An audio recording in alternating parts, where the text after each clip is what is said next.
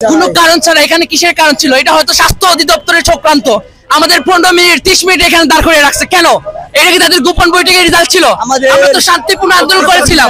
আমরা কি কারো আক্রমণ করেছিলাম? আমাদের শান্তিপূর্ণ আন্দোলনে কেন ওরা আঘাত করলো? কেন আমাদের লাঠিচার্জ করলো? কেন আমাদের উপর গুলি চললো? কেন আমাদের উপর টিয়ার গ্যাস চললো? কেন? ওয়াই? এর কি আনসার এন্ট্রি গভর্নমেন্ট দিতে পারবে? স্বরাষ্ট্র মন্ত্রণালয় দিতে পারবে? স্বাস্থ্য উপদেষ্টা দিতে পারবে? আজকে 7 দিন সময় নিয়ে আজকে 15 দিন আমরা আজকে লং মার্চে আসছি, তারপরেও কেন আজকে আমাদের উপর আক্রমণ? কেন ওরা কাঙ্ক্ষিত আক্রমণ? এখানে আমরা ঘন্টার পর ঘন্টা ছিলাম, শান্তিপূর্ণ অবস্থান কর্মসূচি করেছে। আপনারা সবাই মিডিয়ার ব্যক্তিবর্গ ছিলেন, প্রিন্ট মিডিয়া ছিলেন। আমরা কোনো অশান্তি কিছু করে নাই, ওরা কাঙ্ক্ষিত কিছু করে নাই। শান্তিপূর্ণভাবে আমরা আন্দোলন নিয়ে আসছি। তাহলে এখানে কেন আমাদের উপর আক্রমণ করা হলো? Is it pre planning? আমরা এর উত্তর চাই। আমাদের একটা বা এর কিছু হলে স্বাস্থ্য অধিদপ্তর আমরা ভেঙে দিব, গুড়িয়ে দেব। আমরা এখানে আছি, এখানে থাকবো। বিগত 4 মাস ধরে ক্যাম্পাসে তালাবদ্ধ রেখে আমরা যৌক্তিক 4 দফা দাবি নিয়ে আমরা আন্দোলন করতেছি। আমাদের যৌক্তিক দাবি গত 22 তারিখে আমরা শাহবাগে কর্মসূচি করেছিলাম। তখন তারা আমাদেরকে 7 দিনের আশ্বাস দিয়ে 7 দিনের সময় নিয়েছে যে আমাদের দাবিগুলো তারা যৌক্তিক মেনে নিয়ে তারা আমাদের দাবিগুলো বাস্তবায়ন করবে। কিন্তু 7 দিন চলে গেল, 8 দিন চলে গেল, 9 দিন চলে গেল, এরকম মাসের পর মাস চলে যায়, কিন্তু তারা আমাদের দাবিগুলো বাস্তবায়ন করে নাই। আজকে আমরা শাহবাগে যখন আবার আসি তখন তারা আবার এই পায়তারা করতেছে। আমাদের যৌক্তিক দাবি অযৌক্তিক বলে তারা কখনো বলে নাই এবং বলার কোনো সাহসও তারা পায় নাই। তারপর বিষয়টা জানতে চাই, সচিবালয়ে কি হয়েছিল পুলিশের সাথে আপনাদের ডিএমএফ স্টুডেন্টদের? কিছু হয় নাই। তারা কোনো কারণ ছাড়া আমরা শান্তিপূর্ণভাবে আমরা আন্দোলন করছিলাম ভাই। তারা কোনো কারণ ছাড়া আমাদের ভাইয়ের উপর, আমাদের উপর, আমাদের বোনদের উপর লাঠিচার্জ করেছে। এর বিচার চাই আমরা, তাদেরকে এর অধিকার।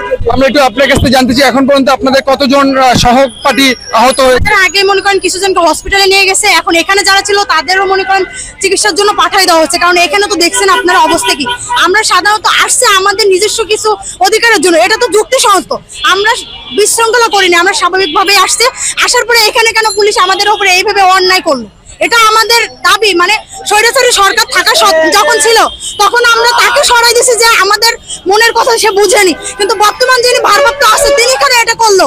তিনারা নিনার মধ্যে পার্থক্যটা কি এটা আমরা জানতে চাই। আমার ভাই আমার বোন রক্ত ঝরালো কিসের জন্য? এটার বিচার চাই আমরা। 3টা গুলি খাইছে ভাই, একদম প্রচুর অবস্থা, মানে অবস্থা খারাপ। হসপিটালে ভর্তি 3 জনের মতো, 2 জন মিয়া আহত হয়েছে, 2 জন গুরুতর আহত হয়েছে। অনেক আমার হাতে লাগছে, আর ওই পাশে 2 জন আহত হয়েছে।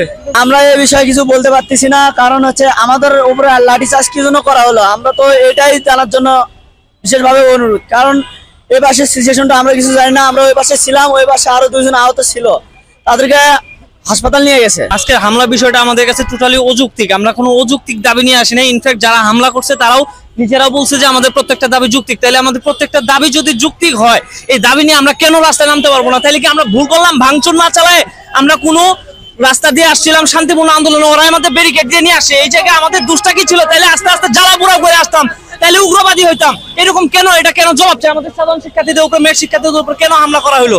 এইটার যথাযোগ্য জবাব আমরা কার কাছে নিব?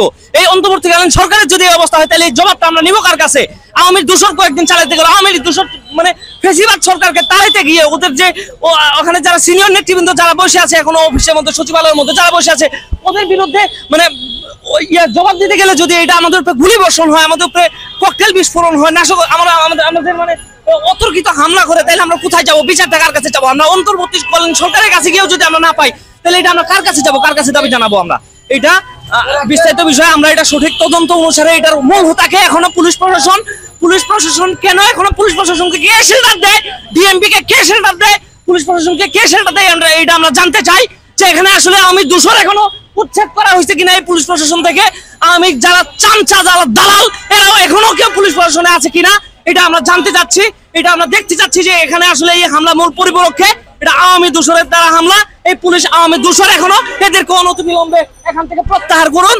আপনারা এখান থেকে সরান, এই আওয়ামী পুলিশকে সরান। না তা না হলে বাংলাদেশে মানে অত্যন্ত অন্তর্বর্তীকালীন সরকারও এটা সমাধান করতে পারবে না। এই পুলিশ বাহিনীকে এখান থেকে সরান।